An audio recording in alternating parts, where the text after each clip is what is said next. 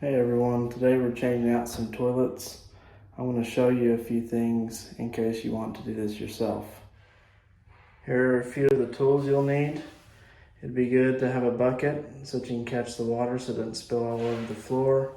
Get you a pair of pliers, some sort of scraper to scrape up the caulking and the wax ring. These are toilet shims. Sometimes you need those, sometimes you don't. A screwdriver, and a caulk gun. Now that we've covered that, first thing you want to do, which I've already done, is turn off the shutoff valve, cut the water off, and then go ahead and flush the toilet, if it'll flush.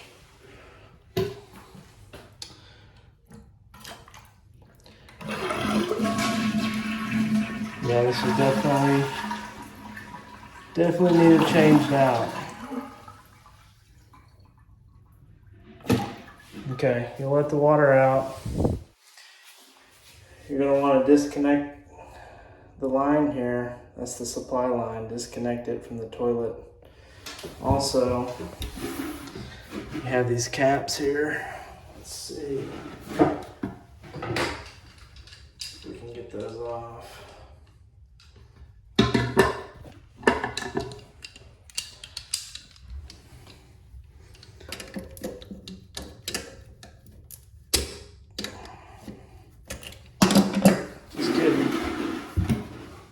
Also, you'll need a flathead. Pop both these caps off. These are what mount the toilet to the floor. You'll unscrew these, both sides. Take off the supply line, and we can go ahead and remove the toilet from the floor. Now that we have the floor bolts unscrewed and the supply line disconnected, let's score the caulking and then we can pull the toilet up.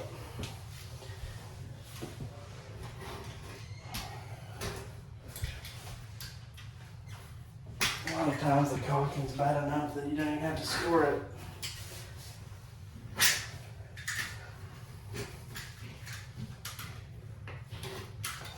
It's probably good.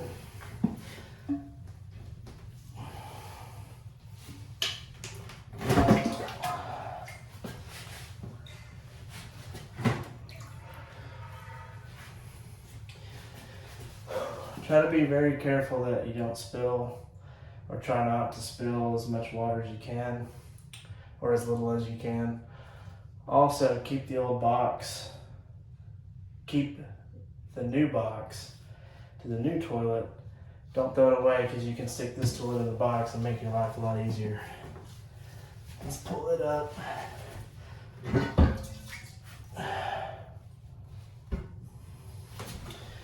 I'm going to place this in the new box real quick. Now that we've got the toilet up, let's go ahead and scrape off all the old stuff. It'll make life a lot easier. Once you go to put the new toilet on.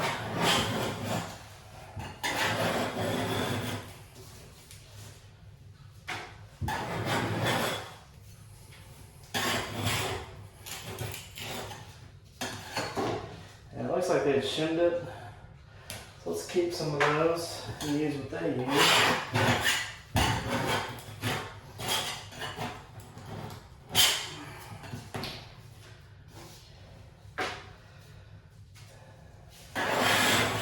They also didn't use the silicone around the toilet, so this stuff's a lot harder than what the silicone would be.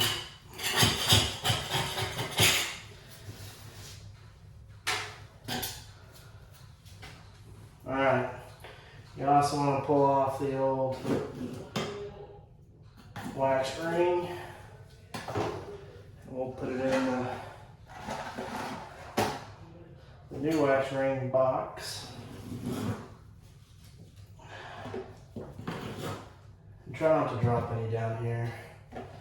You know, if you get some extra around, and they did a job like this around the flange, just leave it on there. Any extra protection helps. Not a bad thing. Alright, so that looks pretty good. So, let's get that out of the way.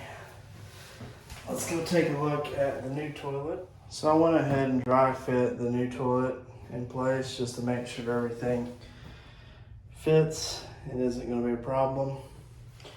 The next step, what you want to do is here's the instructions how to install this new toilet.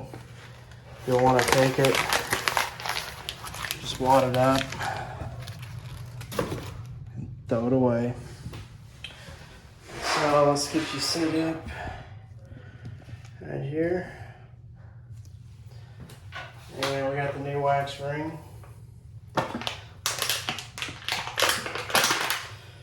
Wear gloves. All this stuff's very nasty. Much better if you wear gloves.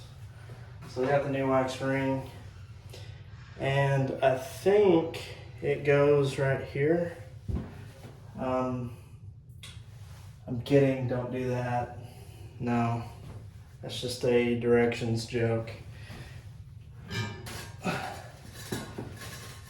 went ahead and kept it in place so it's easier just to lower this toilet back onto the bolts. Let me show you what it looks like under here. So there's the drain for the toilet, and you'll want to stick the wax against the toilet. So what it'll look like,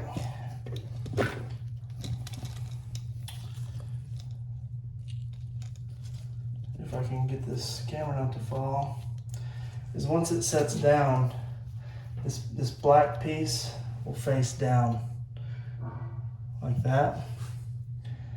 And whenever the toilet compresses to the floor, that wax will smush out and create a barrier so you don't get any leaks. So you'll stick it wax side onto the bottom of the toilet. Give it a little bit of pressure so that it doesn't fall off. And this should go back on, hopefully easy, since we already had it in place.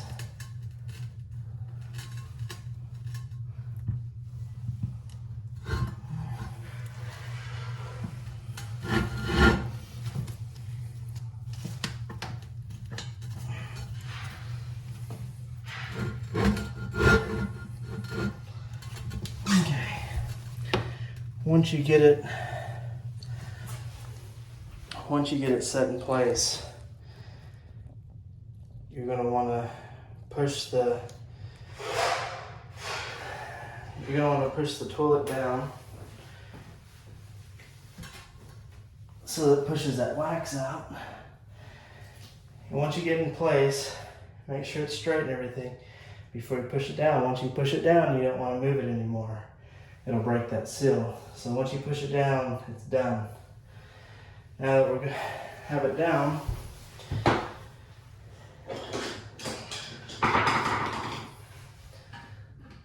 let's pull these back up a little bit.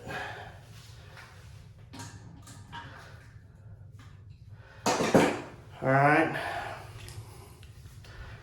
So for the bolts, you'll go washer first, then the white piece that snaps on the cap, and the cap will go on last. So I'll get those bolted down and we'll go on to the next step. We now have the toilet bolted down on each side and the cap's in place. Next, we're going to go for the tank. Now, every tank should come with a gasket. This is what that guy looks like. And then you just want to put it on the bottom of the tank. Make sure it's all the way on, just like that. Now we're going to take it in there and put it on the ball. I'm going to go ahead and get you set up here so you can see.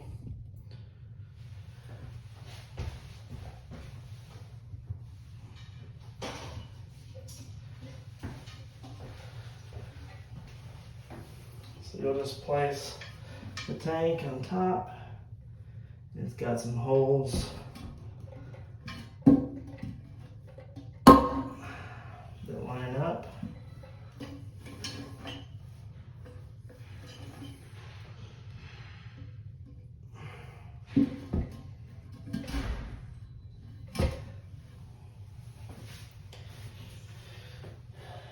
Once you get those lined up, there's a couple of tank bolts here that they'll go down. You'll see a hole there and a hole there. These just pop in like so, like so. Underneath, you'll screw these on and tighten it down. I'm gonna go ahead and do that real quick.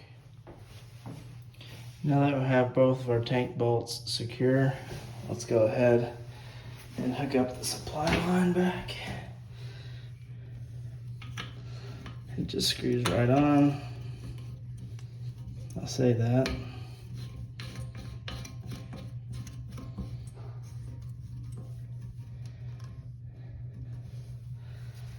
Now we'll turn it on to see if we have any leaks anywhere.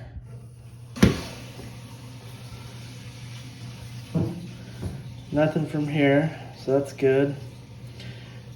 The next place to look would be here where your tank bolts are. If there's any leaking there, that's another point of leak. And then also, before you silicone the toilet, flush it a few times to make sure there's no water coming out here to ensure that you've got a good seal with that wax ring. So let's wait for this to fill up. We'll flush the toilet a few times. After that, if there's no leaks, we'll put the toilet seat on, which all that is just two bolts that go and has a nut on the underside. It's real easy. And then we'll put the tank lid back on. Once that's finished, we'll go ahead and silicone around the entire toilet, and then we'll show you what it looks like. I'm gonna go ahead and mention this too. If you haven't really dealt with the inside parts of a tank, they've got a kind of a designated line to where you want the water level. If it's too high or too low, they make an adjustment right here. And so if the water level is too high, you can go counterclockwise. It'll have a little arrow and minus sign. You can go counterclockwise, and that'll push the float further down, so it'll stop your water. And then also, if the water is too low, you can go clockwise and bring it up higher to raise your water line. That's just an easy adjustment. All it takes is a Phillips head screwdriver. Okay, now that we've discussed that, let's go ahead and show you the toilet seat. Here's the directions. I kind of ripped it by accident. That's okay, because our protocol for directions is this.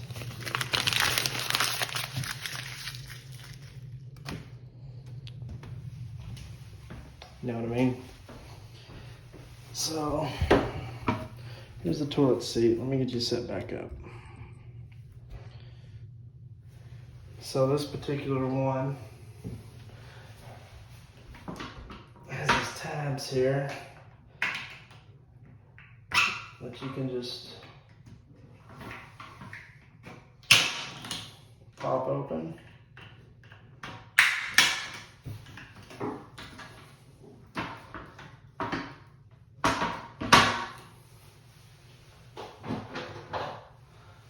It's literally just a couple of plastic bolts and nuts. Put those guys on. It's actually quicker and easier if you go ahead and use a drill. Now don't go all the way till it's tight, but just, you know, to get you started. Make life a lot easier.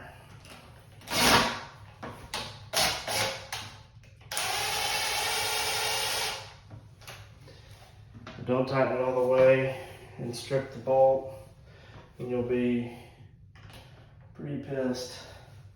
So just get it close. And then once you get it close, you can adjust the seat to where it's straight. And then go ahead, take your screwdriver and tighten it the rest of the way so you can feel when it wants to stop, so you don't strip anything out.